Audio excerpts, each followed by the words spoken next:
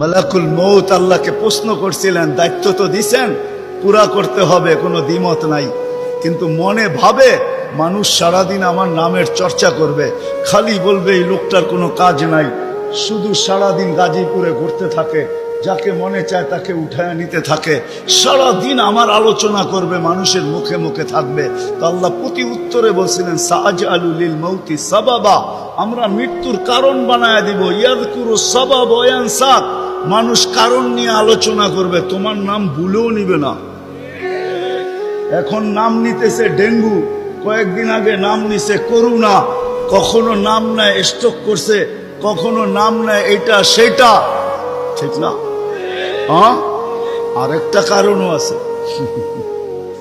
শুধু নবীজির দিকে তাকাইয়া এই উম্মতের জন্য আল্লাহ এটা করছেন, এই উম্মতের জন্য। এই উম্মতকে আল্লাহ আখিরাতে শাস্তি দিতে চান না। হায় হায়, উম্মত যদি নবী চিনত। আয়সা পড়ছি অবেলা, তো হাতে সময়ও নাই, আর হইল ওয়াজ মাহফিল, অন্য কিছু হইলে হয়তো ওইদিকে চলে যেতাম।